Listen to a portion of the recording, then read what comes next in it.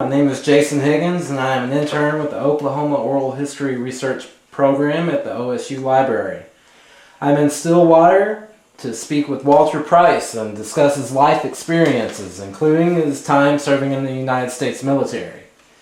This is part of the Spotlighting Oklahoma Oral History Project. Thank you for joining me today, Mr. Price. To begin, when and where were you born?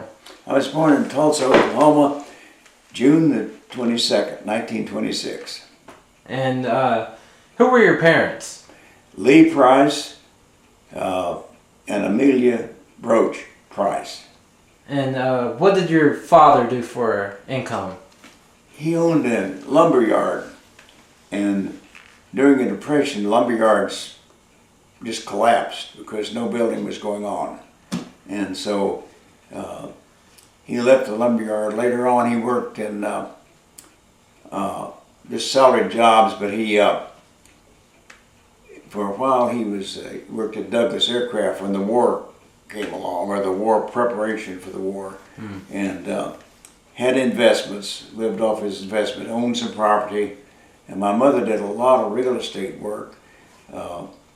She took old, depressed housing that was foreclosed on during the Depression and redid it and rented it very inexpensive apartments. She would make maybe 3 apartments out of one house, and turned out that was very profitable, even though the housing rent was like $26 a month or $10 a month or $24 a month. Share of the bath, basement room, $10. But then later on things got better, and so they ended up in pretty good shape. All right. Do you come from a large family? No, I'm one of 2 sons. Okay. And are you the oldest? I'm the youngest. The youngest. What was it like being the youngest growing up in the Depression in Oklahoma? Well, the best way to explain that is I always tell people my brother was an only child. What does that mean? Well, he was, my brother was a wonderful person and ended up being very, very good to me, but he was very rowdy. Oh. He was kind of not anything like now, but he was kind of the neighborhood problem child. He got in trouble all the time. And did you take after your brother? No, I kind of slid in under him. I got by with murder because they were so busy watching him they never had to worry about me. What did your family do to make ends meet during the Depression? During the Depression was this real estate of my mother's, and my dad had later on a salaried job when they built the Douglas Aircraft Company, because he was a former builder, and stuff that they owned, rental property and whatnot. And we lived, then I always say we kind of hid out for part of the Depression on a farm up near Pryor. We lived on a farm for about 3 years. Okay. And did the community come together and have cookouts or anything like that? How did the community interact during that time? Most everybody was just trying to survive. What was school like? Well, school, I went through the 1st grade in Tulsa schools, and then we moved to the farm, and I skipped the 3rd grade, or the 2nd grade, so I went 3rd, 4th, 5th on the farm, and then 6th grade we came back to Tulsa. Did you help out on the farm?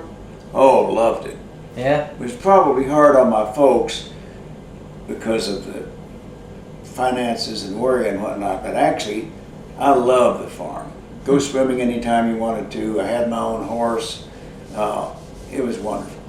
However, we had periods where we hauled water to feed 100 head of cattle. We'd draw both wells dry. The ponds would go dry, and we had to go down to a creek with big 55-gallon drums and haul water those cattle. Did you experience dust storms during that time? We experienced mostly what I'd call drought.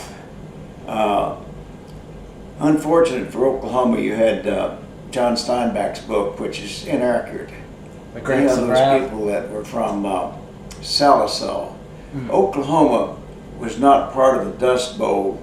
A very small part of the Panhandle was Dust Bowl. We had drought, dust storms, all of that, but we didn't have the Dust Bowl like it was depicted in Steinbach. Our farm didn't have sand all over it and all that, but we had horrible heat and very poor crop production. So whenever you went back to Tulsa school, did you have to catch up with the rest of the students? No, not too much. Okay. And was that a large school or was it small? What's that? How big was the school? The country school? Yeah. It was 1st through 8th grade. Okay. One teacher taught the whole class, the whole thing. She also was the basketball coach and everything else. Were you involved in athletics?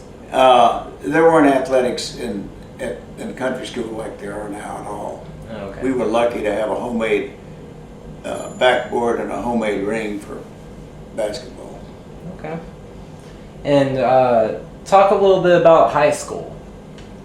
High school, I went to Tulsa Central, which is a legend in Tulsa, and lasted for many, many years. And then my senior year, I went up to Claremore to Oklahoma Military Academy, which was a horse cavalry, ROTC unit. And I already knew how to ride a horse, of course, but very, very enjoyable. I loved it. What led to your decision to go to a military academy? The war, World War II was coming on. I went up there in, I went up there 42, I guess. I was a junior. The war was on. Okay. And of course, the country suffered greatly during the first years of the war. Absolutely. Did your teachers at the high school encourage you to go into the military at all? No, they were just non-committal on that. A lot of people did that. Okay. A lot of people went to military schools when they knew they were going to turn 18, go into service, and so they tried to get a little military training in advance. Okay. And OMA had a very, very good reputation in the Army, and a lot of the people from OMA did very well. Okay. What were some of your favorite experiences during that time? At OMA, it was mostly the friends I made that are still friends, and the horses. I loved riding the horses. I loved horse cavalry drill. I loved the rides. Everything about OMA I liked. There was some torment your first year when you were called a rabbit, but I kind of enjoyed that, trying to outwit the upperclassmen. So a little hazing. Yes. Okay. What type of episodes would happen with that? Oh, and go on and on. Thinning out, bracing, double timing, whatnot. Okay.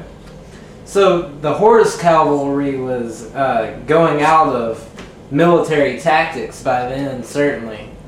Was that just for training purposes? Well, they were phasing out. I was in one of the last groups that did the horse cavalry. And even the ones ahead of me that graduated, you could go there for 4 years of high school, 2 years of college. The graduating class that graduated the year I graduated from high school, they ended up in what they called armored cavalry. It was a phase into what's now the armor branch. Mm-hmm. And they did very well. They were, one of the people was there when I was there was Dale Robertson, the movie star. A lot of other people that did real well. I think Dale was wounded a couple times, and he had a good war record in Europe. But there were others. It was just those OMA boys really excelled in the military, and still do. Some of them. Well, there are not very many of them now, but. So was the training preparing for the European theater mostly? It was more general training. Okay. Horse cavalry drill, close order drill, learn to use weapons such as we had wooden rifles because they took our Springfields and they went back to the active army. it came out with the M1 rifle. We had one M1 rifle was passed through the classes for us to train with, but we carried wooden dummy rifles for drill. Did you get to compare the Springfield and the M1? What'd you think? No, I never. The wooden ones were modeled. The wooden ones were modeled after Springfield's. The M1 was just in class, but they taught us to take it apart. And then we had light machine guns, water-cooled machine guns. They had those to train on. So talk a little bit about your decision to go into the Marine Corps. Well, it wasn't really a decision to go in the Marine Corps. What happened was, I graduated from high school. I was 16 years old, and I did a year of college. Actually, I did a semester, 2 years of college, two semesters of college at OMA. Okay. We went in the summer. You finished to graduate from high school right into college, a semester there and then a semester in the fall. And in 1944, January 44, I left OMA because I kind of wanted to be, my brother was in service, and I kind of wanted to be with my folks for a few months because I was going to turn 18 in June, and I knew I'd go into service. Right. So when after my 18th birthday, which was 22nd of June, which was that the war in Europe was going strong, except by that time we were winning. Corregidor and all that was in the past. But I signed up in late June. The draft was on, so I signed up for what they call voluntary induction, which meant the next group that went in. And I went in, and with a bunch of people from Tulsa, friends of mine, and we all decided to go to the Marine Corps. So we went to Parris Island for boot camp. We went to Camp Lejeune for advanced training. And while I was at Camp Lejeune, I got a West Point appointment. I'd wanted to go West Point all my life. So I got this appointment. It was the third alternate appointment. And the Marine Corps discharged me, and I immediately went into the Army. It was a kind of an administrative deal. And in the Army, I went to the West Point Prep. They send you off to let you study, send us to university. I went to Cornell University. Okay. And we had us all together, and we took the exams and everything. I passed everything, but was an alternate and didn't get in that year. So they sent us to various places. I went to Fort Benning, Georgia, and I was in the 8th or 9th week of infantry OCS. Okay. And I got a principal appointment to West Point. And so the following year I ended up, so then I went from there to again to this West Point prep thing. And so I had a kind of an enjoyable enlisted career in the Army because I was in 2 universities. I was at Columbia, then the next year Benning, and then from Benning I went off to Amherst College. And from Amherst College, Benning again, and then into the West Point. You must have displayed extraordinary leadership qualities during your time in the Marines to get that appointment. No, I got the appointment, it was a congressional appointment. Okay. Talk a little bit about that. What do you mean? Well, congressman, I don't know how they do it exactly now, but in those days a congressman would appoint, he could keep a certain number of people in the academy. Okay. And he would give an appointment, it'd be a principal and 4 alternates. And if the principal passed, even if an alternate passed higher than him, he went in. And they had options, and I think some of them still do it this way. You could appoint 10 and then let the academy pick who makes the highest grades and whatnot. And that's what a lot of them do now. They'll appoint several people and then let the academy take whoever wins out of that pool. So did you have connections? Oh yeah. Okay. 0 connections initially, because my dad was a strong Republican, and that was back in Oklahoma, was primarily Democratic. Right. Then a good friend of his got elected congressman. The first thing he did was ask my dad if there was anything he wanted. And my dad said, "I want my son to get an appointment to West Point." I'd been looking for it for years, so I got an appointment. Oh, okay. Do you have a strong history of military service in your family? No, my Okay. dad was in World War One. My mother's family, 13 children, they spread from World War II and World War One and one in World War II. Interesting.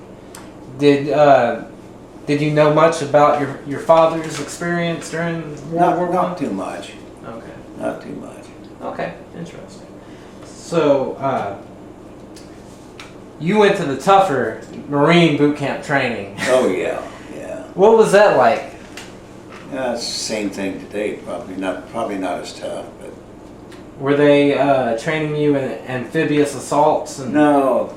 No. They were just harassing us and get us in physical shape, beating us down, let us climb back up, beating us down, let us climb back up. Then we went to Fort Lejeune, North Carolina, for advanced training, and that was primarily infantry type training. Okay. So once you got to West Point, what was that like? Well, I entered, when I entered, almost a third of my class were veterans. They had extended the age limit if you were a veteran and whatnot. So we entered Plebe year, and it's just Plebe year, then 3 more years, and then you graduated. A lot of changes since I went there, but the training there was very, very good. The education was very, very good. There are no mistakes at West Point. Any mistake you make, you correct. Strong honor system, strong discipline, extremely good instructors. They're all have been sent back, or most of them, for master's degrees. All of them just about now come back for master's degrees. You also had, later on when I went to West Point as an instructor myself, we were first lieutenants and captains. When I was a plebe, they were majors and lieutenant colonels because they had those wartime ranks that they had gotten. I see. So we had many, many senior officers, and everybody that we had at West Point virtually was a combat veteran. I see.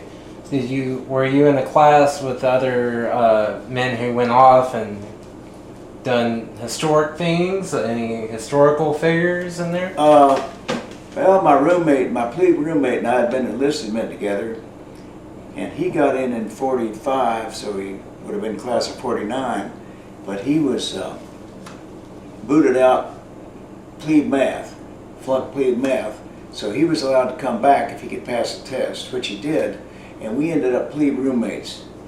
He was in what they call a recognized plebe. He was still a 4th classman, but he didn't have to do any of the plebe stuff. He later became a 4-star general. What was his name? Baldy Warner, one of the finest men that ever lived. All right. Still living. Huh. We still keep in touch. All right. And were they training in more conventional warfare? You don't get a whole lot of training at West Point, military training, believe it or not. You get the discipline and the organization and whatnot, and the classroom work. And in summertime, Camp Buckner, which was a field camp up next to West Point, you get field training in a little bit of everything: engineers, infantry, artillery, everything. But you don't get the one-on-one. Like when you graduate, you go to the infantry school if you're an infantryman, and they're at Fort Benning, or if you're an artilleryman, you go to Fort Sill, and you get your detailed branch training then. And which branch did you go into? I went in the infantry. Infantry.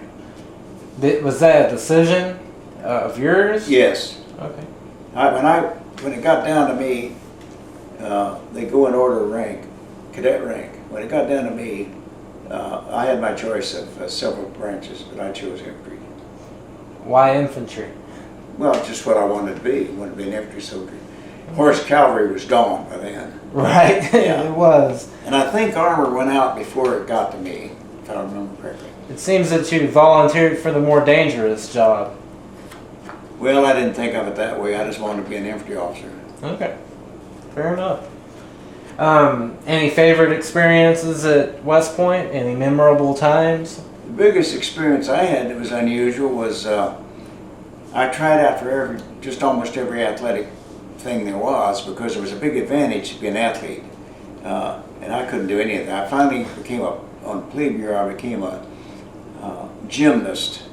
I'd never even been a gymnast before, but I found out that I did the 20-foot rope climb. Oh, yeah. And that put me on a training table, so I got away from some of the plebe stuff for a little bit of a while. Now, the plebe stuff, is that just the lowest rank in the school? Sitting on the edge of the chair, eating square meals, whatnot. Okay. And how did you interact with some of the combat veterans during that time, yourself not being combat? Didn't really. There's a great equalization process at West Point. Okay. What you did before is not as important as what you're doing right now, and you don't hang on the old. All these guys, many of them are general sons, whatnot, but that didn't make any difference. You were a West Pointer, you were plebe, you were first classman, whatever. That's what you were. The first man in my class, still living, retired full colonel, had been commissioned when he was 18 years old with a battlefield commission in Normandy. And he was the first guy. He was our #1 man, graduated #1. And still keep up with him. Another Bill Graff, another wonderful person. So talk a little bit about the commencement. About the what? Graduation. Well, you just get dressed and go down and graduate. Who gave the speech? I think Gordon Gray, I think the Secretary of the Army, if I remember. Okay. Either him or Frank Pace, but it was, I think, the Secretary of the Army spoke. How did that compare to, for example, Marine boot camp graduation? Well, the best way to explain that, it's kind of using some bad words here, but someone explained it to me: when you're in Marine boot camp, you take a lot of crap. Right. When you're a West Point plebe, you take a lot of crap. But at West Point, it's gentleman's crap. Interesting. So after West Point, where did you go? When I graduated from West Point, they decided to not send us to branch schools, but to send us direct to units. Turned out that was kind of a bad mistake, because they thought you could do better going direct to a unit, learn from your NCOs, your junior officers and whatnot. But during graduation leave, Korea occurred. So we had people that were called off of graduation leave into active units that went to Korea. We were taking casualties not too long after our graduation leave. So the Army reversed that, and they started sending them direct to their branch schools like they used to. Okay. I graduated and went airborne, so I went to 11th Airborne Division. And 11th Airborne Division was part of the Strategic Reserve. Then I went from the 11th Airborne Division. They took a bunch of us and carried out a separate regimental combat team, 508th Airborne ROCT, 508th Airborne Regimental Combat Team. It was an infantry regiment, a artillery battalion, an engineer company, and whatnot. And while I was there, we thought the unit would be doing something. But anyway, while I was there, a bunch of us volunteered to get to Korea. Wanted to go to Korea, so we went to Korea, and that was it, the Korean War. How did you get to Korea? How were you transported? I flew to Korea. Really? Okay. And what were your impressions once you got there? Oh, my impressions weren't very important there. I went to a 2nd Infantry Division, and I was just a young. I had made first lieutenant while I was with the 508, so I was a young first lieutenant in an infantry battalion. I got a chance to command a headquarters company, and then as soon as it was available, I got a chance to command a rifle company. So I commanded a rifle company in 2nd Infantry Division doing Korea. And then after they rotated you, after a certain number of months done in an infantry battalion, I went back to the regimental headquarters as an assistant S3, that's assistant operations officer. Okay. So I did about half my time down on the infantry unit and about half my time in an infantry headquarters. So, what was a typical day like in Korea? Well, back at headquarters, you were coordinating moves and the operations. When I was down in Rifle Company, we were kind of stabilized. By the time I got there, we manned a main line of resistance, bunkers, and we sat there during the day and shot artillery at the Chinese, and the Chinese shot artillery back at us. And then at night, this huge area between about platoon-sized units would go out on patrols and have little platoon-sized battles. As a company commander, if I wanted to go, every now and then you could go on. I would went with the patrol one time, I know, no contact, but most of the time I was sitting in a bunker or walking around making sure that everybody was awake and that ready to repel any of the attacks. But primarily in that time, just shooting indirect fire at each other. I hear a lot of stories about negative 40-degree temperatures in Korea. Did What? you, like cold temperatures? By the time, that's true. They went over there, they had khaki uniforms and whatnot. By the time I got there, not true. By the time I got there, we were very, very well uniformed. I had a Parker deal with a fuzzy thing around. You couldn't get cold in that thing.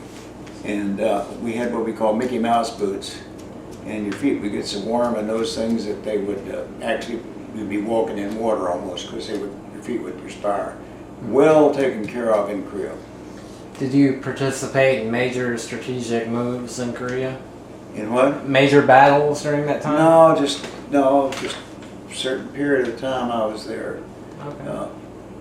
I was in a Jeep that one time up making some arrangements with the Thailand battalion. We had Thailanders attached to us, and incoming rounds were coming in. I jumped out. We had a round that hit my Jeep, but I didn't. No big deal for me on that. And I just did what I was supposed to do. Did you ever interact with civilian populations at all? Not so much in Korea, because in Korea we were way above what they call the farm line, and so there weren't civilians. Everything up there was, the civilians were always back behind us. Okay. Today's generation, it's really hard to understand the Cold War mentality. Can you talk a little bit about the mindset during the Cold War? Nothing like some of the people in Vietnam, but there was a certain resistance to, in Korea, a certain resistance by the civilian population, a certain resistance in a few troops. I think I had one man that when he was going out on patrol one night that refused to go. You just prefer charges on him and send him to the rear. But not a lot. Pretty much people did their job. How prominent was the fear of nuclear war during that time? And that was way above, as you can see, my pay grade as a first lieutenant. Right. No, there wasn't any. They were talking about that, but we didn't worry about that. Okay. All right. Can you describe the phrase "better dead than red"? Have you heard that expression? Oh yeah, that's just anti-communist expression. Okay. My personal feeling on Korea was that Korea was very necessary, and I think we won it. Korea was the first time during the Cold War that we came in actual clash.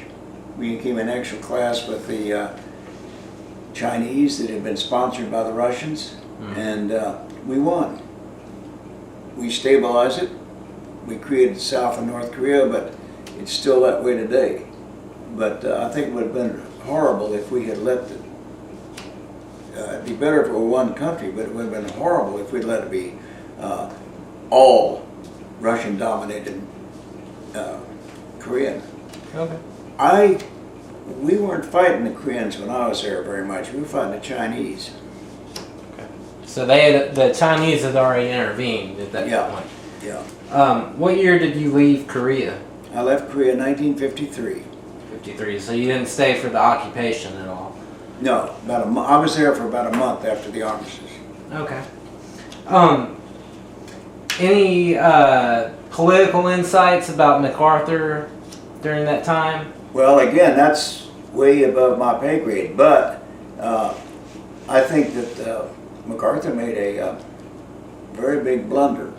MacArthur's an interesting person, wonderful, fearless, brave. Then he'll do something that's, he was an egotist and whatnot. Very, very, you have to understand there's a lot of MacArthurs. The same man, but a lot of MacArthurs. Right. His Incheon landing, in my view, was brilliant. Mm-hmm. Then when he went north, then turned out when we got up there and the Chinese came in, they threw him back. All of a sudden it was, we shouldn't have gone there in the first place. And Truman relieved him. But during that time there was an awful lot of politics going on. Truman was not popular, and even though by hindsight a lot of people think a lot more of Truman now than they did then, but he never made it really clear, in my view, to what MacArthur was just a loose cannon, and he took off to the north, and we weren't equipped to fight the Chinese army. So we ended up back at the 38th parallel, and we stabilized that, but they should never, if they weren't going to stay there, they should never have gone north. There's an awful lot of casualties that we didn't need to take. I'm very interested in your impressions of Truman. Two questions on this. What were your thoughts on the use of the atomic bomb at the time? Oh, no question of using it. All right. And what were your thoughts on the integration of the armed services? The what? The integration. Blacks? Right. Great. No problem. All right. It was never I never experienced, when I was at Fort Campbell, Kentucky, we still had, I think we were the only, 11th Airborne Division had one black battalion, and the 82nd Airborne had one black battalion. And while I was there, they were in the process of integrating it throughout the division. Integration in the Army that I experienced was never a problem. They said, you're going to integrate? We integrated. And I've known so many extremely good black soldiers that the integration was a horrible situation before. After they integrated them, it was fine. Absolutely. So you were out in 53, and during the 10 plus years between Korea and Vietnam, what was your roles? In 53, I went to Columbia University, got a master's degree. Then I taught at West Point for 3 years in a department called Military Psychology and Leadership, MP&L.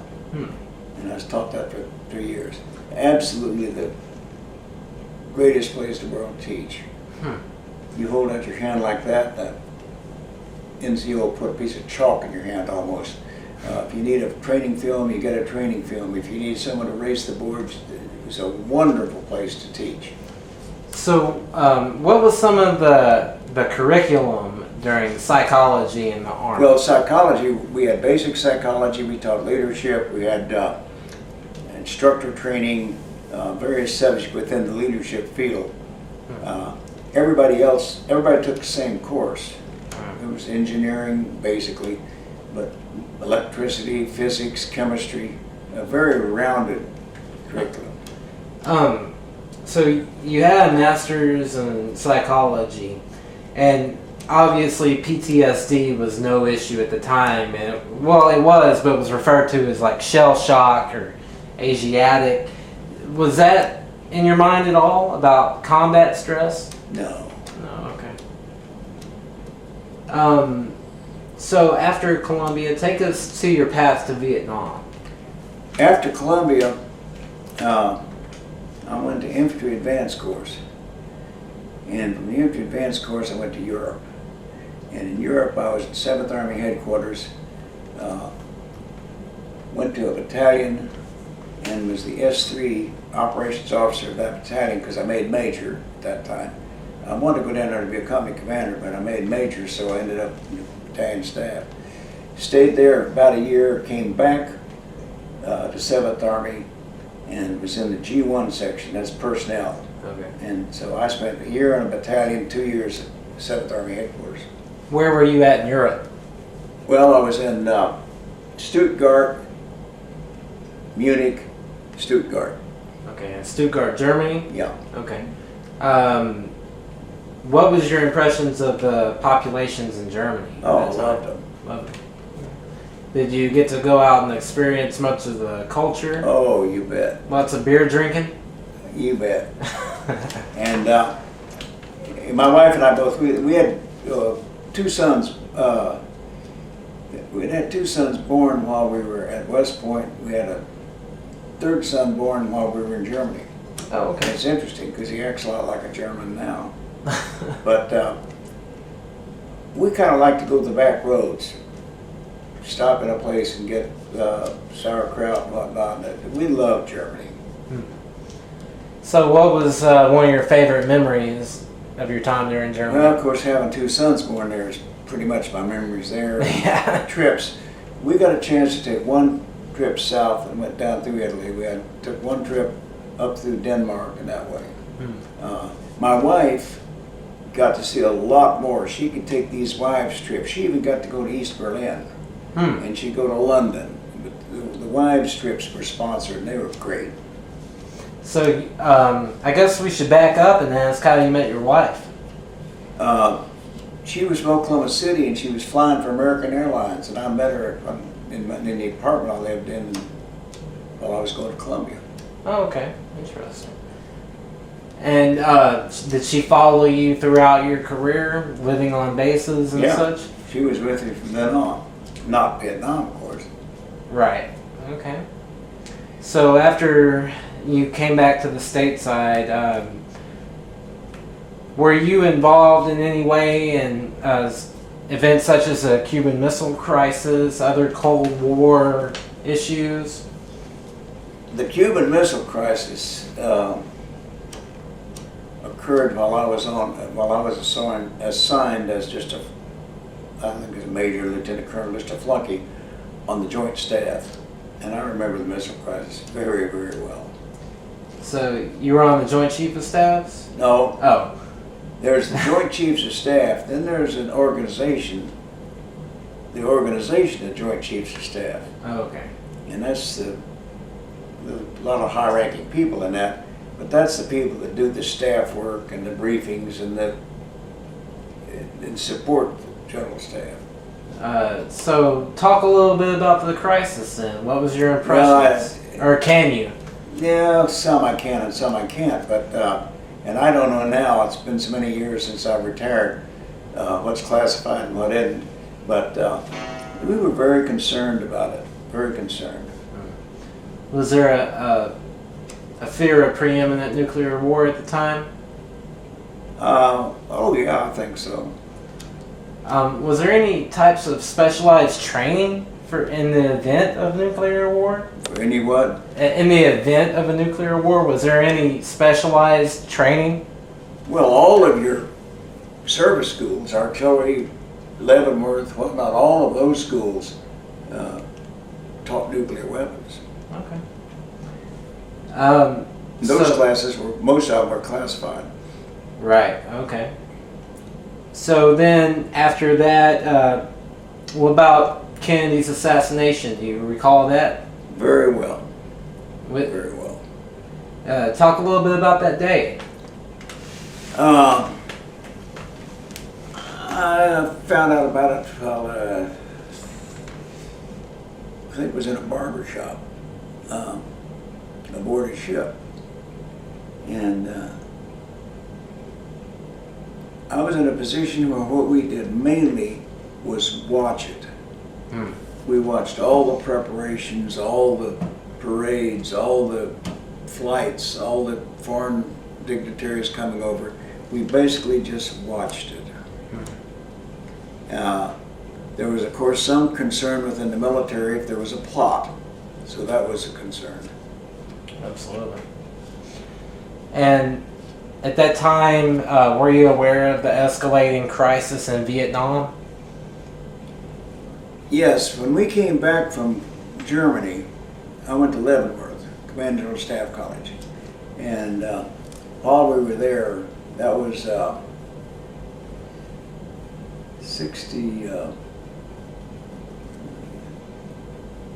62 to 63. Okay. And Leavenworth was kept up with things. And we got briefings on what was going on in Vietnam.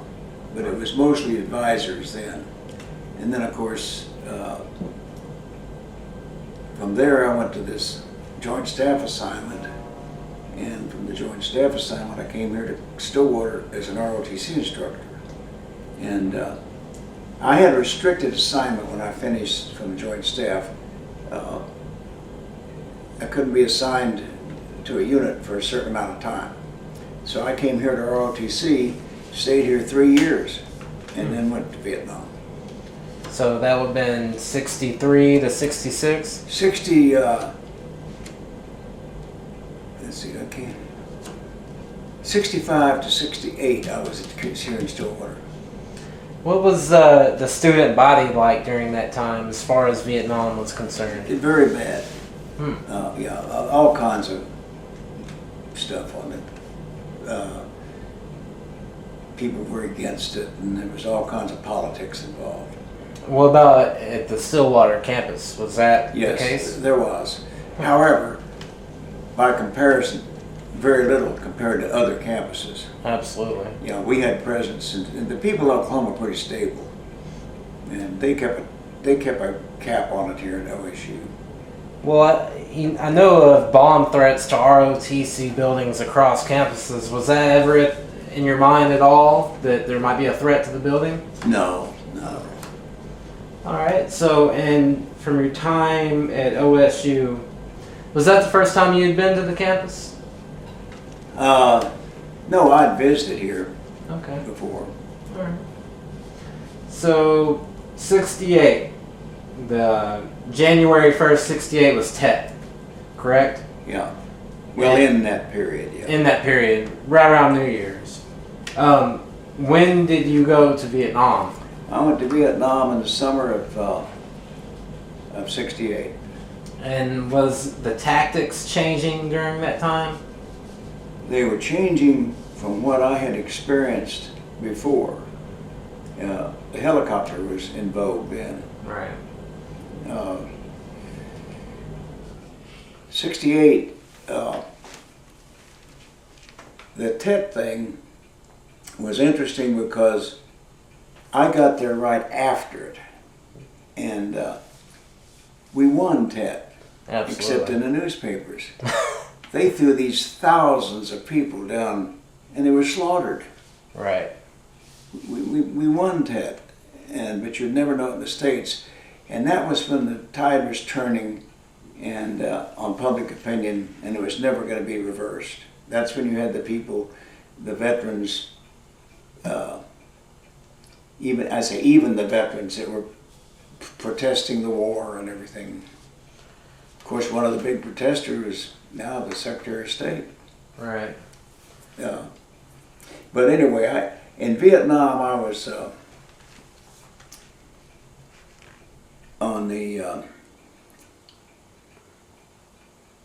I was in a battalion first for just a short time. Then I went back and became executive officer of a brigade. And then I went from executive officer of the brigade down to a battalion, the 3rd Battalion Airborne, 506 Infantry. And I stayed there 6 months, and then that's about the amount of time they leave you in a battalion as a commander, because a lot of people want to rotate through because they want them to have the experience as a battalion in command. Army always does that. They try to get people trained in various. It's in some ways it's good, some ways it's bad, but this was a wonderful battalion. I still keep up with them. Marvelous people, just unbelievable. And it sort of warped my opinion when I came back, because when I came back there were all these Vietnam stories. I didn't experience that. 101st Airborne, we didn't have any of the hippie things or anything like that. We had soldiers, probably the best soldiers I've ever seen. So there was no fear of fraggings during that time then? No, I don't think. Well, I certainly never worried about it. Okay. No. I just, it's amazing. I still keep up with them. I've got a company commander that I visit every year. I've got the greatest bunch of people I ever served with. Interesting. So did you spend much time out in the field? Quite a bit. Well, I flew all the time. Okay. That kind of goes back to Cavalry days. They were down on the ground. I was up in a helicopter. I had thousands of hours on helicopters. I loved it. I wondered if you could talk a little bit about working with Arvind. We had a unique experience on that because I was put, they created a thing called Task Force South, and it had my battalion, and working with me was an Arvind regiment. Then the other two units in the task force was another U.S. battalion, and not from our regiment, from another, and not from the 101st, and they worked with a Vietnamese Ranger battalion, and that group was called Task Force South. And my division commander wanted me to look good representing the division. I was operational control of Task Force South. Administratively, I was still in the 101st Airborne Division. So anything I asked for, I got, because the commander in general wanted me to look good in this attachment. Right. And so I loved it. I'd been in one unit where you could hardly get a ride on a helicopter as a commander. I had a helicopter sitting outside my bunker 24 hours a day. If something happened, I could run out there and hop on a helicopter and we were up and gone. We got very much involved in the pacification efforts and all, and it was just a wonderful experience. So that was more of the winning the hearts and the minds. Well, no. There was some of the hearts and minds winning in there, but our big experience was serving with those Vietnamese, and they were wonderful people. This was a regular Vietnamese unit. I always felt bad because because I'm sure those people that I worked with were probably all executed. I had a province chief, and I would go down there for a meal. I would always try to go down to his headquarters in a different way. I'd go in a Jeep one time from my headquarters. I'd land with a helicopter sometime because we still had the snipers and all of that stuff. And I'm sure he was executed.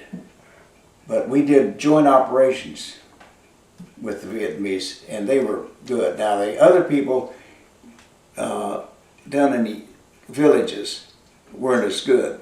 That's kind of like our, these were called, I forget what they call now, regional forces and militia type men? Yeah. Okay.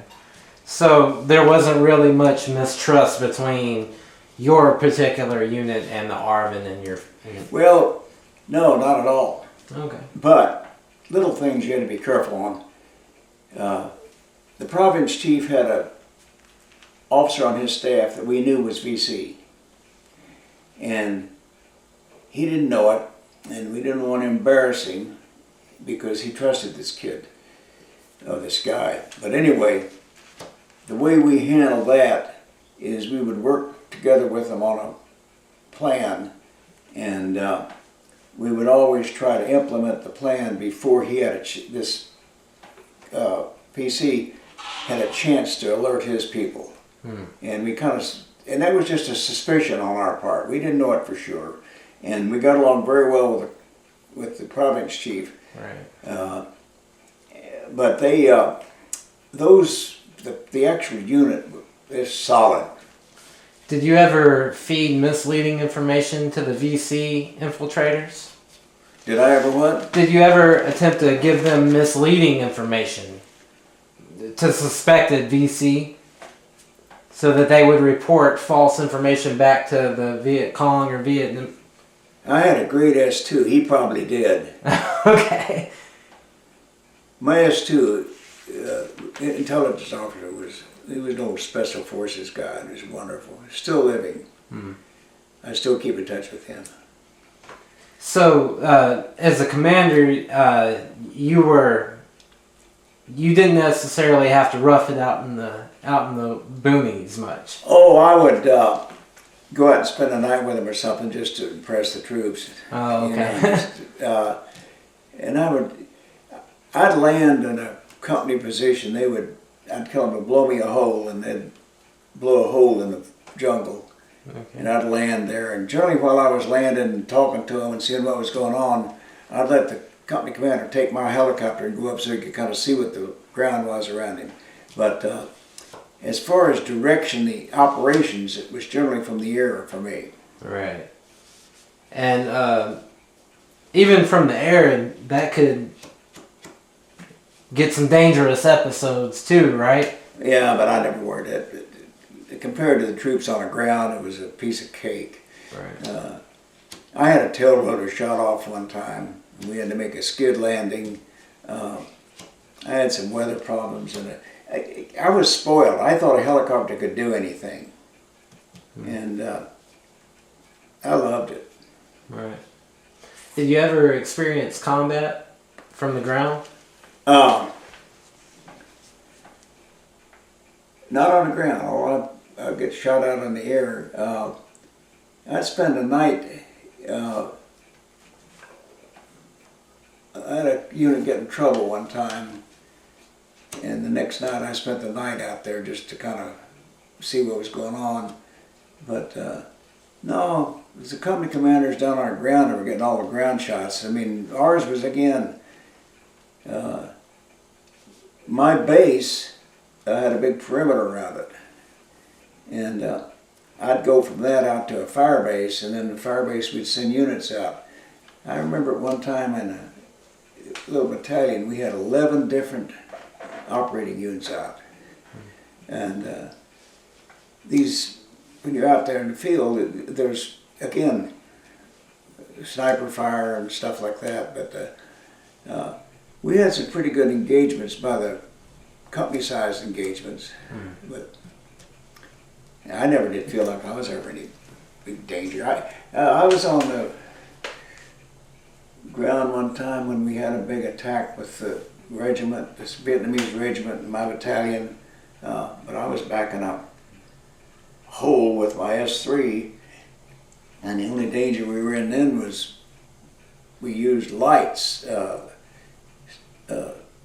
illumination cells, and the shell case is about that long, solid brass, that big around, and we had those dropping.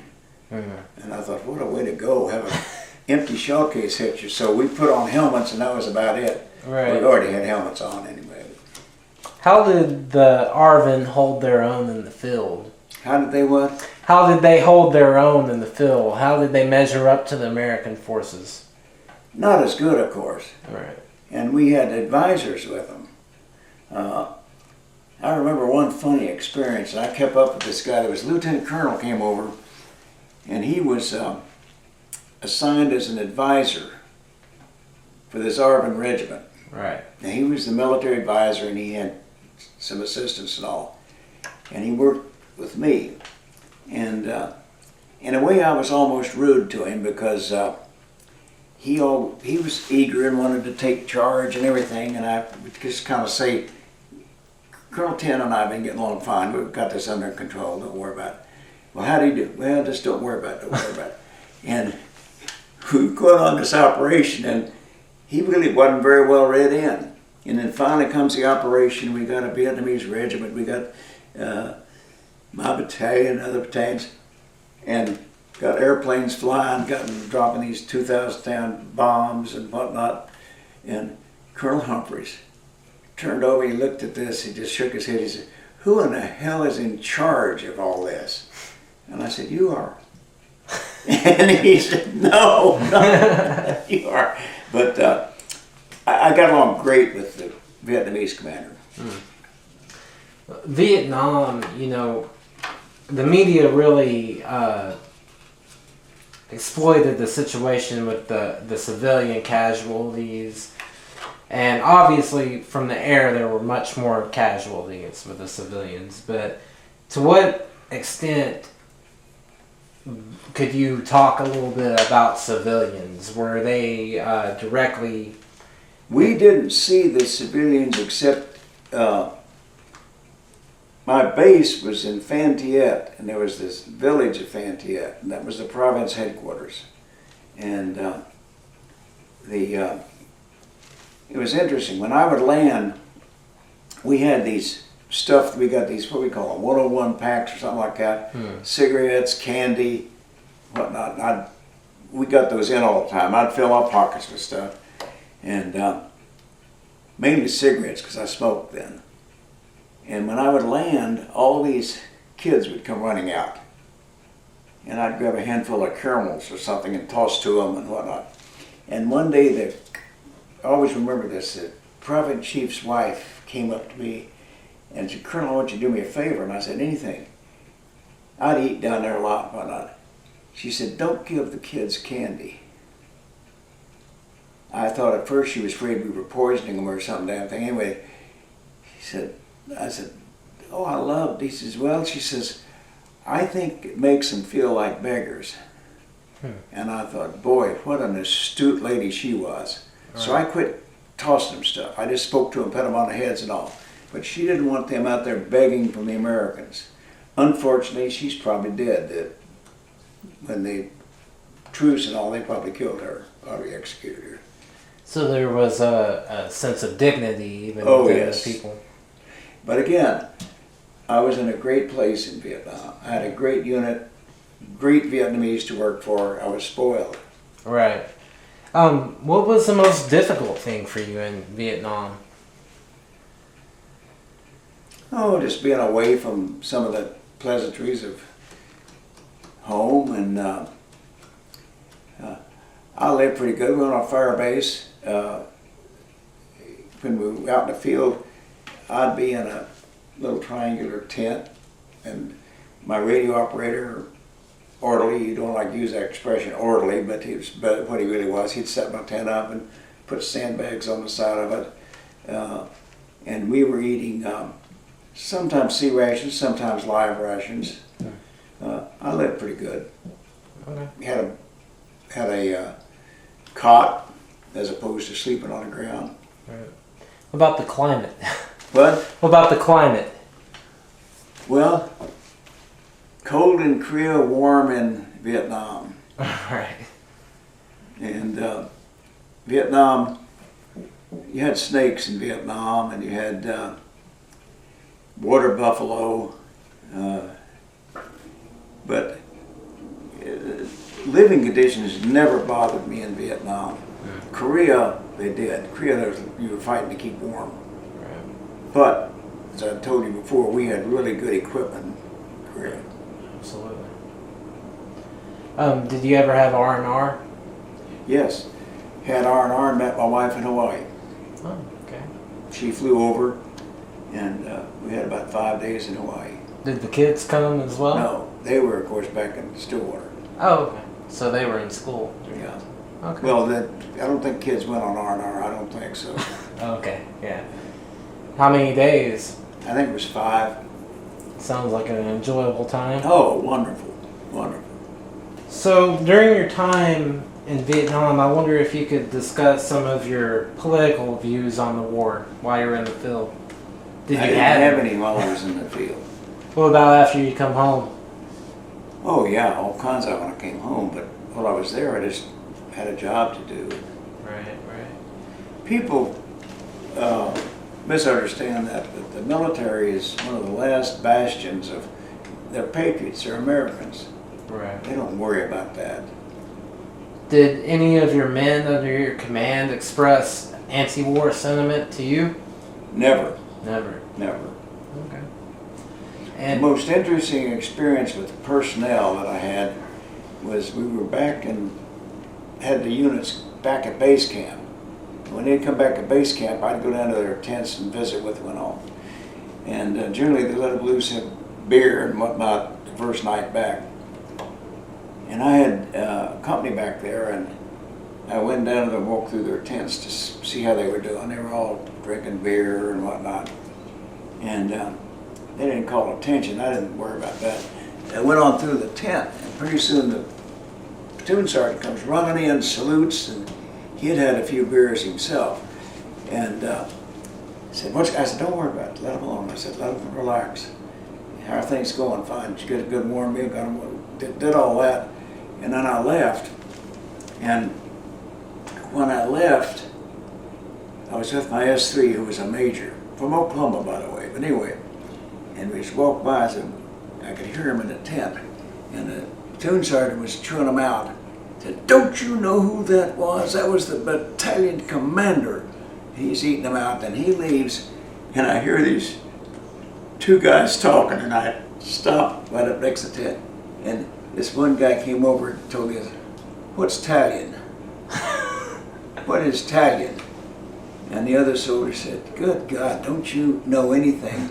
Italian is where you go to get your court-martials. And I thought, boy, what a reputation. right. Yeah. Right. So, what's the most challenging aspect of being a commander in Vietnam, as far as leading men? Most challenging aspect is trying not to get them killed, not to make mistakes. Sometimes that becomes a little problem at the lower levels because you're implementing something that you don't really like on the upper level. I didn't have too much of that. You're just trying to keep them alive. You're trying to do your duty, but keep them alive. You damn sure try not to waste them. And it's heartrending when you make a tactical mistake and get somebody killed. But by and large, my Vietnam experience was interesting, and I would say, from a professional standpoint, I enjoyed it. So whenever you came home in '69, did you go back to the States? Yeah. Where did you integrate into? When I came back in '69, I went to Fort. I decided to retire, and because I had a home in Stillwater, and I kind of figured being a battalion commander was about as high as I was going to go at that time. Anyway, I decided to have a lot of factors: school, university, kids, whatnot. So I was on orders to go to the Deputy Chief of Staff Operations in the Pentagon. Okay. Really super job.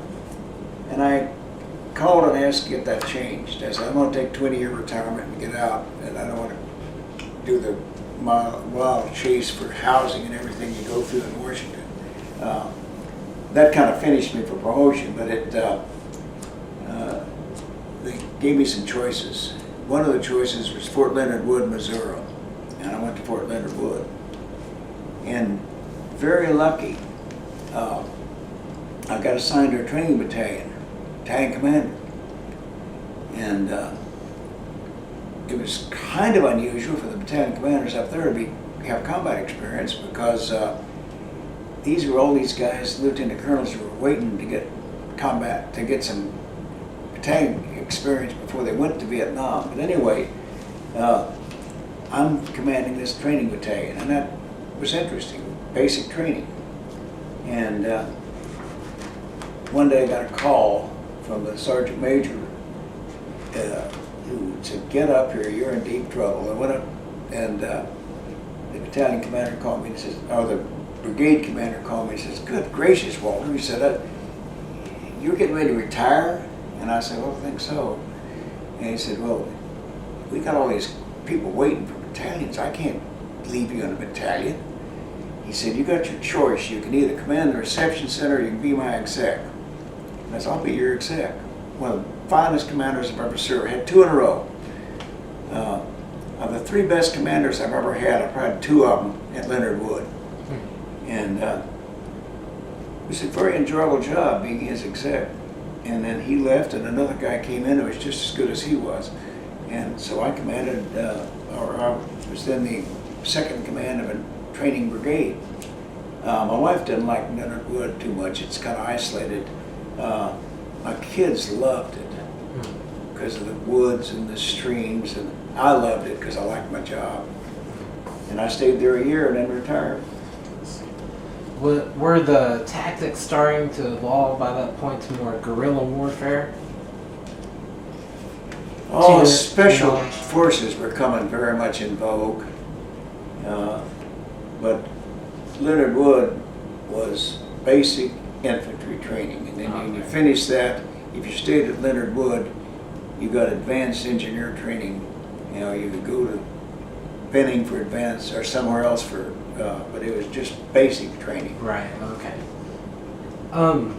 So it seems that being away from your family for so long during Vietnam was rather difficult. How did they cope with that? Well, I'm gone a year. World War II, they were gone for 3 and 4 years. That's true. How did in World War II, they didn't know when or if they're going to come back. In Vietnam, at least they had you had a predicted return.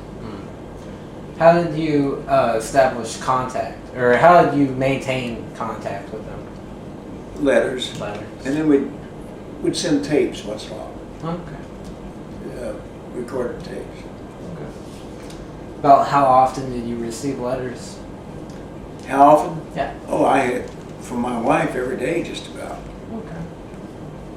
And I was kind of famous. I'd write a letter, and she said, "I always ended with write more next time." But mine was kind of. I never wrote back on any. I tried to talk about, the trees were green and I was flying today and all that. I never wrote any combat stuff home because it won't worry them. But I got a letter almost every day from my wife. Okay. They'd come in bunches. How old were your children during that time? What? How old were your children? Around. Oh, let's see. You're giving me mathematics that I have to. Well, I mean, about the age group. They were little league age. They were none of them in college or anything like that yet. I got to see all that when I got back. Okay. So after your year as an exec, where did you go after that? I was retired. All right. And you retired to Stillwater? Retired and came to Stillwater. Okay. And you watched your kids grow up and go to OSU? Yeah. Right. 4 of them graduated from OSU. Okay. What did they study at OSU? Well, mostly history. History. I think 3 of them were history majors, if I remember correctly. 2 of them became attorneys. 1 became an attorney and a CPA. I had a couple that took the long course. I had one that took the 5-year course, 6-year course. And I had one that took the 8-year course. Way come back, but they eventually, all 4 of them got degrees from OSU. And none of them followed in your footsteps? No, and I never pushed that. Okay. I never pushed it. So they were growing up during the anti-war phase, and they never were. Had one that was interested in ROTC, my number 3 son. But he lost interest, but he would have been a great soldier. But soldiering lost its popularity in those years. Did you ever have any experiences with the anti-war movement? Did any episodes affect you directly? No. The only other thing I ever had was one of these downtown Stillwater, because I knew better than to even get involved with them. When they had these guys come in to mess up funerals. Oh, yeah. They were having a funeral for a major that was killed in Vietnam. And the people came in, and I just went down to watch it. And just to be on the pro side, and there was a girl over there that was dragging the American flag, and that did it for me. So I walked across the street, and my intention was to grab the flag and say, "You dropped your flag," and take it away from her. Just about the time I was getting ready to do that, a policeman walked up, and I know a lot of them. He said, "Well, we'll take care of this." And they had moved the boundaries so that those guys weren't near as much of a problem as they could have been. Horrible group of people. So that ended that, and then I think it was on picture, and newspaper guy came over and said, "Do you mind this being published?" I said, "No." I said, "Yes, absolutely, forget it. Police took care of it, it's all right." And so nothing ever happened, it was never published or anything. That's the only time it ever got to me. I've been to a lot of military funerals and all, and that's just inexcusable to interrupt a funeral like that. It's very disrespectful. Have you ever been to the Vietnam Memorial in Washington? Have I ever been what? To the Vietnam Memorial in Washington? Yes, Well- several times. Oh. What were your impressions of it? Love it. My battalion had a reunion on the ground just up from the memorial one time. I had a tent and went down. As a matter of fact, I went down there with the wife of one of my company commanders that was killed, and he was one of the greatest officers that ever lived. And I was there with her when she went and found his name. Very moving. Very moving. And by the time that the war memorial had been set up, and America was starting to, reshape its image after Vietnam. At what point did you realize that the memory of Vietnam was changing?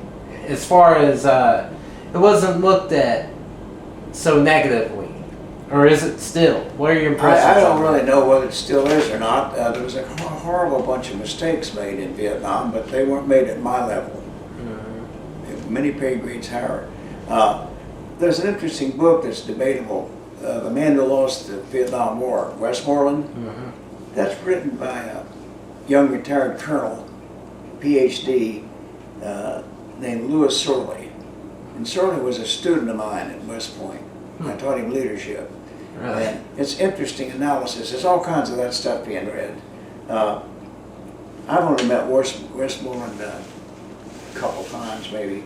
I'm not sure. A lot of people think the world of him. A lot of people don't like him. It's kind of a mixed bag for me. I think Westmoreland was basically doing what he had to do. But all of that's way beyond me. I don't, again, the soldier doesn't get involved in that. Right. And what were your views after the military? Political views of the presidents or anything like that? Well, I think you'd define me as a modified conservative. I'm against debt, I'm against excessive spending. I'm for a strong military but not wasted money. I think that the reaction to Obama is horrible. He's president of the United States. I wouldn't support him politically. I certainly didn't vote for him and wouldn't vote for him again. I think he's done some real bad things, but the way they're doing nothing, the whole political view of that Tea Party group and all, their whole political view is anti-Obama. He's one man, but he's president of the United States, and he should be respected. I think our governor, goodness gracious, when she didn't meet him that time, and then instead of sending the lieutenant governor, he left town too, I think that's horrible. So, what lessons from Vietnam does the administration or the leaders in politics today need to apply in other parts, such as Iraq today? Do you have any views on that? Oh. Iraq is strange. You have to approach Iraq, the decision before, the decision during, the decision after. when they say, what do you think about Iraq? It depends on which period you're looking at. Because you'd make a completely different decision if I were deciding whether to go in or not. I'd make a completely different decision when they decided to do away with their army. I'd make a completely different decision on how we operated after we killed the premier of Hussein. Saddam, was it Saddam Hussein. Saddam, yeah. But that's so complicated and so involved. I don't think we've handled it well. I'm reading a book right now by Gates, former defense secretary. It's very interesting because he's there for part of the Iraq and most of the Afghanistan. No. And to watch the bureaucracy in action, it's horrible. The money they spend. I get stuff from military organizations all the time, bleeding hearts about our rights and benefits. The government takes good care of me. I've got some disabilities. I've lost an eye and whatnot. They take good care of you. And I think that the VA thing is horrible because they need to get it straightened out. But your government in America basically takes care of you. Mm-hmm. Was your injury combat related? What? Was your injury combat related? Yeah, I was. They overreacted on Vietnam. When I went in, I had an eye problem in Vietnam, and when I retired, they had me give them the name and address of my nearest VA hospital. And after I'd been retired for a while, the eye got worse and worse and worse. And I got a little old disability for it. And the disability they deducted from our retired pay, so it didn't amount to much. But I suffered with it for a long time. Finally lost the eye. And I had a cornea transplant and everything. When I went in to get the eye, and they upgraded it, then all this Vietnam stuff came up.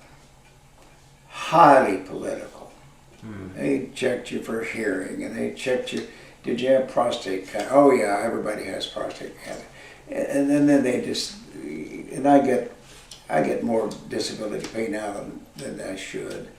But there's nothing you can do about it. It's just that the Vietnam pressure to shut those guys up, they just threw the book at them. They finally said that if you've got these diseases, they were caused in Vietnam. It's horrible. Right. But that was a political decision that was made. Right. The effects of Agent Orange. What's that? Oh like yeah, Agent. I don't Orange. remember. I never heard the word Agent Orange when I was in Vietnam. The thing we did most of anything was napalm. And I've seen a lot of napalm, but napalm's a good weapon. It sets them on fire. I like to ask this question to veterans. What are both the greatest and the worst aspects of humanity that you have personally experienced? The worst? Boy, that's a tough question. You mean something you saw, or? Yeah, or something that's affected you personally. Oh, probably it'd be close. We had a twin 40mm cannons mounted on a tank chassis, and the Vietnamese had these little carts that they drove, and they were little bitty things, but they'd put just all kinds of people. They're kind of a motorcycle or tricycle, a little bitty thing. They put 6 or 7 people in there, and one of our twin 40s mounted on a tank down in the town of Fantillette ran over one day. I mean, just like squashing them like flies. And they told me about it, and I flew down there, and oh my God, it just horrible. The other was a young field artillery forward observer who got blown up by a 8-inch shell made into a booby trap. And I landed, we had put a company in there, and we had landed, and we were doing this, starting the fair base and spreading out, and this little lieutenant walked over and stepped on this thing. And I had left by this time, and I came back, and he had been blown all apart. And they zipped him up in a bag and tossed him in my helicopter to take him back. And that's plagued me for a long time, because I think I made a tactical mistake on going into this area without prepping it more. And I've always kind of felt guilty for that death. But you have a lot of those. Probably the worst thing that bothered me was I had a company that they gave us tanks, and I didn't want the tanks. They weren't useful to me at that point. But our headquarters thought we ought to have tanks. So we got a tank. I said they're going to get anyway. They had a tank got completely bogged down, and I told the people, I said, that damn thing it'll be attacked tonight. Something, VC will come get that thing, or come attack it. And, how do you know? I said, believe me, it will happen. So I sent augmented that company a little bit to make sure they covered that tank we get some retrievers up there and get that thing pulled out. Sure enough, a VC group came in, but we were ready for them. And we saw them in a scopes coming in. And the first round was fired, I think, was 90mm canister or something like that. But anyway, it just slaughtered this group, a little platoon. And I went out there the next morning, and it was, these were VC. And they were obviously out to get, they had weapons, we recovered weapons, they had weapons and everything, so there was no problem, but they needed to be killed. But these were, some of them were little young kids. And I remember seeing a grandmother going over to one of the corpses and cleaning it up a little bit, wiping its nose. I thought, that kid's not much older than my kids. And but they were VC. They were the, guerrillas and it was so hard to identify them, separate them. But I'll never forget that one. We did what we needed to do. We got the weapons, we killed the people, but it was just horrible. But that Vietnam was that was the type of war it was. On the other hand, what's the greatest facet of humanity that you've witnessed? What's it? What's the greatest aspect of humanity that you've witnessed? Well, I had a company commander, and he did a lot of them. I still keep in touch with him. He could outsmart them, and he'd do things like leave a radio playing in a foxhole, come back, and the Vietnamese would go to that foxhole, then he would ambush them. I had several things. We had some innovative things but it's hard to say what was the greatest thing, because when you're working with the people I worked with every day, and I still see those. That group, I just was lucky. I ended up with the greatest group of soldiers that ever lived. Did you receive medals, and do you have any memorable medals that you recall? I hate decorations. I've got medals, but I can't think. Only medals I care about, I've got 2 combat infantry badges, and I like those. I'm proud of them. But decorations are so out of order, and so you had one general that said that every battalion commander said, if you command a battalion in my unit successfully, you've earned a Silver Star, and I don't agree with that. I know I had a rule that they couldn't put me in for anything, and they said, well, what about air medals? Well, air medals are every 5 flights or something you got one. I don't care what you do about air medals. I had a whole bunch of air medals because I flew all the time. Right. But anyway, when I got decorated as I left the unit, my S1 personnel officer, who I had told don't ever put me in for a decoration, and he came over to me. Everybody was congratulating me and everything, and he said, "Sir, I'm sorry about it." And I said, "Cosgrove, this is the one exception. It's okay. I don't like that particular decoration though because I didn't earn it." And whenever anybody say, "Well, you have a such and such," I say, "My battalion won that medal. I just wear it for them." But decorations are so out of, they don't mean anything to me at all. Is there anything, before I ask my final question, is there anything throughout this interview that you wanted to talk about that perhaps I haven't asked? Is there anything that we've missed that you wanted to talk about? In my life, Sure. I'm very disappointed in our country right now.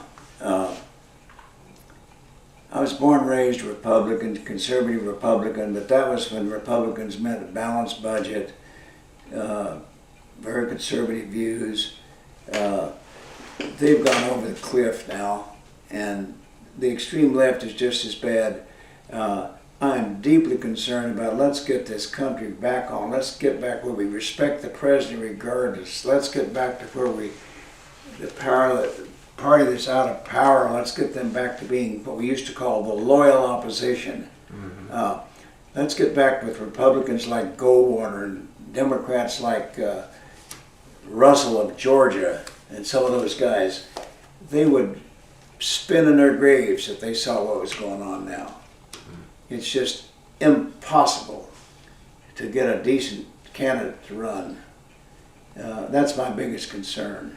I'd like to see that straightened out before I die. What advice would you give to younger generations? Study hard, work hard, take good care of your family, pay your dues, do what you're supposed to do. Absolutely. Whenever history is recorded, what would you like it to say about you? I don't know. Maybe what my brother wanted. I think my he did his damnedest. I'd settle for that. Yeah? Alright. But it's honorable and concise. There were bad moments losing people and whatnot, but I enjoyed my military service. And I'm often sorry that I didn't stay another 10 years, but my life and situation, it was just better to go ahead and retire. But goodness gracious, I've had a wonderful life. Any regrets? Oh yeah, I regret for mistakes I've made. I regret just things I do differently, but I think that they work on averages. I think if you average out okay, you're all right. My big thing in life is people. I often, when I give a talk or something, I often say that I'm a rich man. No money, or not gobs of money, but the greatest collection of friends that has ever existed. And that's where I do. I've got the greatest bunch of friends that ever lived. And to me, that's very important. Absolutely. So, how are you involved in your community? Oh, I'm not at all now, hopefully, but I've been on the downtown Stillwater. I've been a city commissioner. I've been the Main Street director. I've been on this committee, that committee, and whatnot. People forget in Stillwater that we live in one heck of a good community. Well, sir, I'd like to thank you for your willingness to share with the Oklahoma World History Research. All right. I've enjoyed it. And thank you for your service to your country as well. Thank you. All right.